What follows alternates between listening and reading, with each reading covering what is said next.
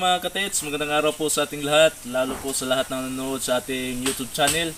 At sana sa baguhan po sa ating YouTube channel, don't forget to subscribe, click the notification bell para palagi kayong updated sa mga bagong upload po natin regarding po sa paggawa ng gold locator. So ngayon mga katits, nandito po tayo ngayon sa isang kahoy na yung tawag po dito sa amin ay Madre de Cacao, no? So alam niyo mga katets, kadalasan na mga treasure, lalo na po na hindi po sila maka-afford na mamahaling mga treasure panggamit, panglukit ng mga treasure, ay ito po yung ginagamit nila na panglukit doon sa area nila, no? So ito po si Madre de Cacao mga katets, no? So may nagsalita po sa akin, no, paano po ito siya gawin. Pero i-try po natin kung gagana ba ito sa ating jewelry, no? Kapag gagana po siya sa ating jewelry, posible na mayroon pong posibilidad na pwede po natin gagamitin doon sa area po natin, lalo na kapag may magagandang sign, no? So ito mga katets, nandito po tayo ngayon sa isang puno kung saan makikita po natin yung isang Madre de Cacao, no, na pwede rin natin gagamitin sa sa paglukit ng treasure, no, doon sa ating treasure site. So ngayon mga katets ay putulin po natin ito, no? Putulin po natin ito. Yan. So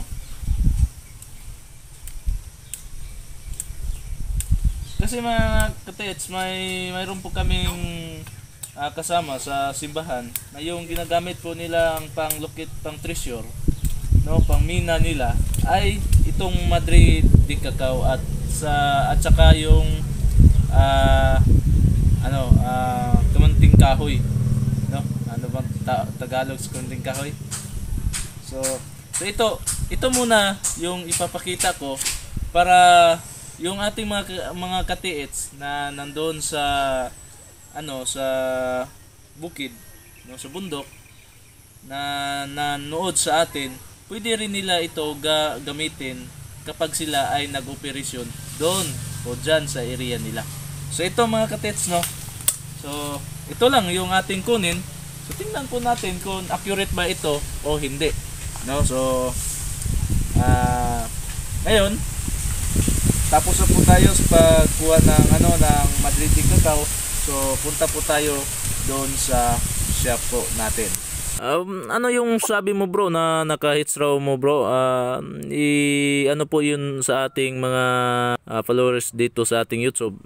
Isabi mo lahat bro sa kanila bro. Nagpapasalamat ako bro, mga kasamahan ko, dahil sa inyong pinaka-accurate na DIY home locator bro. Nakakuha kami ng 2 gold bars at ang lalim ng aming naukay bro ay nasa 10 feet.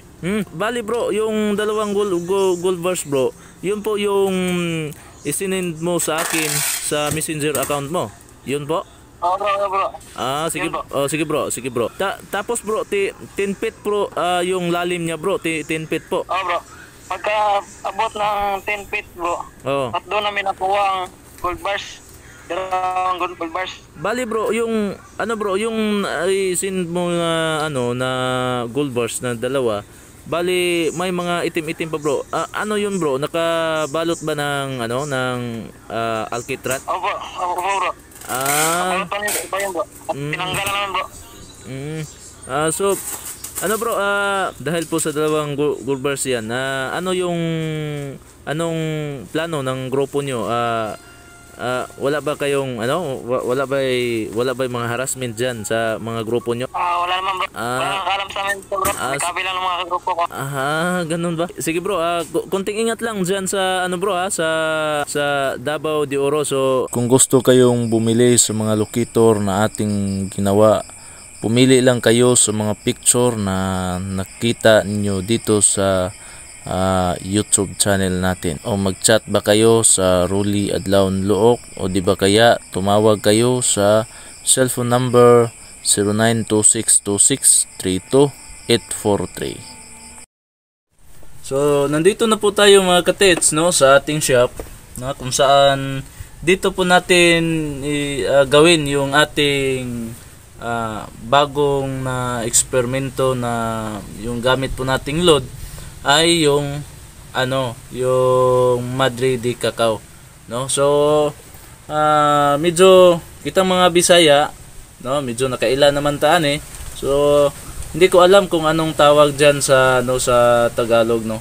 So basta nakikita ninyo yung yung dahon ng Madre de Cacao, baka mayroon diyan sa inyo, no. So ito mga katets, no, ito gawin po natin ito ng load, no. Ito hindi na po tayo magbubod ng madali lang po dito gawin.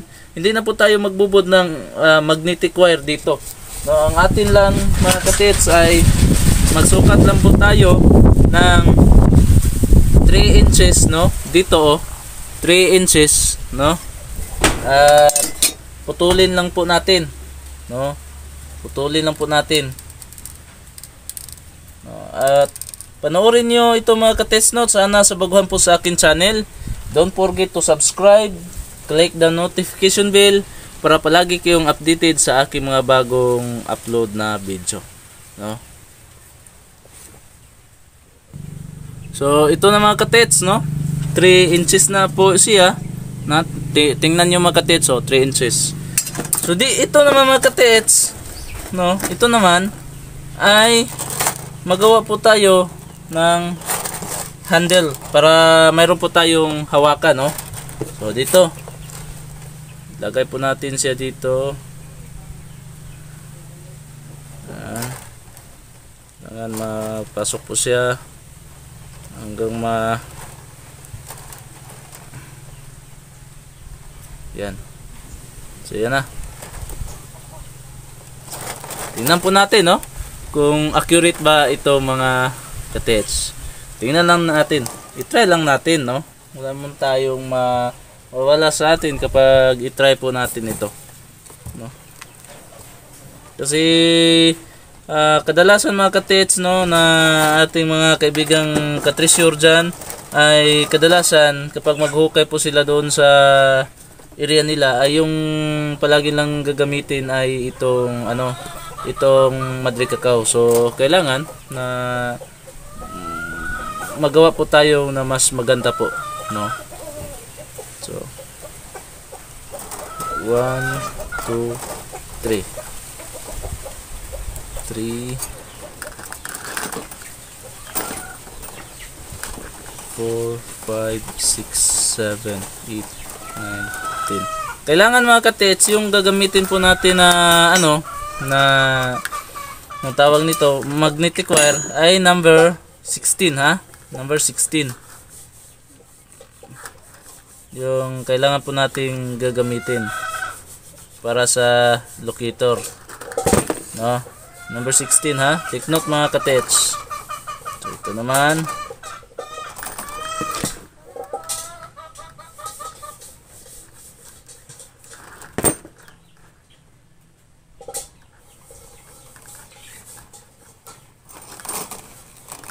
so ito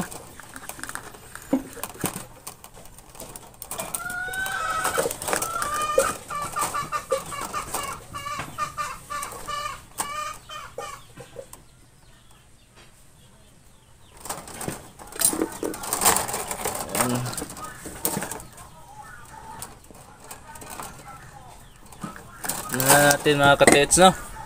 So pinutol na po natin, no. Yan, ganun lang po natin ito para yan.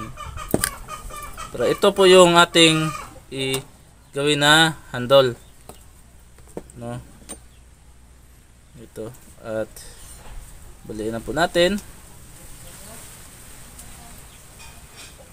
Yan. Ito na. Tapos dito. Yan.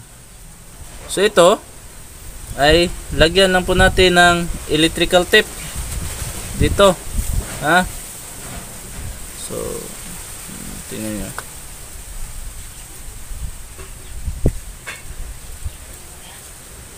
Ito.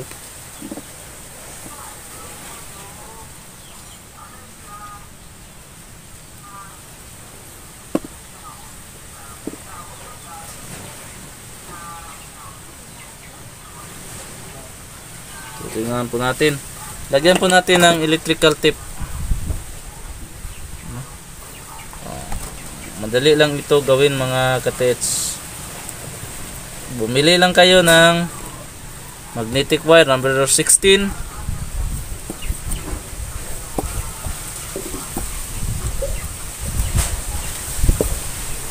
Kapag gusto kayo mayroong ilagay na bala mga katets, dito lang yung ilagay oh.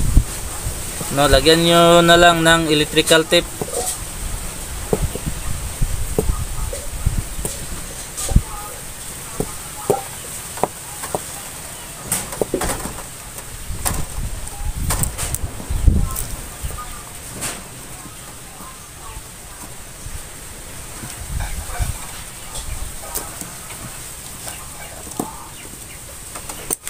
Yan. So yan na.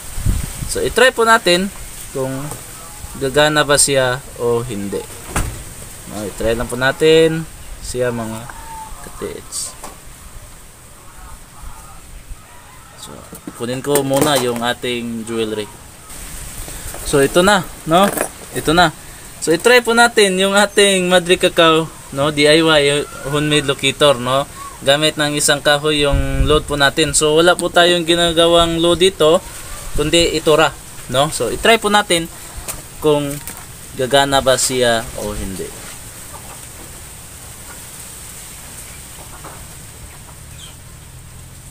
Yan. Tingnan niyo mga katets, oh. 'Di ba? Gagana siya at malakas pa. Yan, dito naman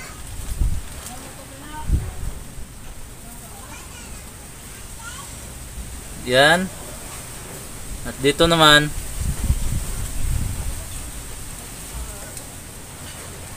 yan. Dito naman yan. Dito naman yan. At sa gitna umiikot siya. So mamaya mga katets, no, para makita niyo yung paano ko hawakan, no, mamaya ipapakita ko sa inyo, no? So ngayon, sige, ipapakita ko ngayon. Mga katets, oh, i-try natin, no, kung paano po natin hawakan itong ating Japan na yung ating ginagamit na load ay itong itong Madre de Cacao. So ito, i-try po natin, ilagay po natin dito, oh, yan. So tingnan nyo mga katits, ha, hawakan ko dito, no, para hindi nyo sabihin na ginalaw ko, sinadya kong ginalaw. So tingnan nyo mga katits, oh. Tingnan nyo, diba? Yan, oh, malakas pa siya. Yan. So dito naman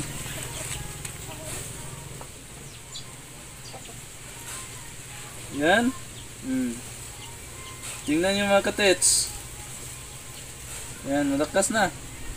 Oh, nilagay ko sa sa tiyan ko. So dito naman. Para hindi ninyo sabihin na sinadya ko. Yan. So dito, yan.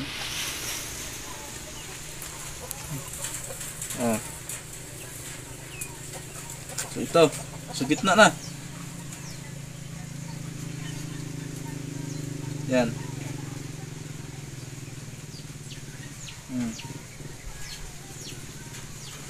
Yan. Yan po. So, ito, pwede na niyo ito gagamitin, no? So, kapag gusto kayong maglagay ng bala, dito lang, no? Dito lang, at saka lagyan niyo ng electrical tip, no?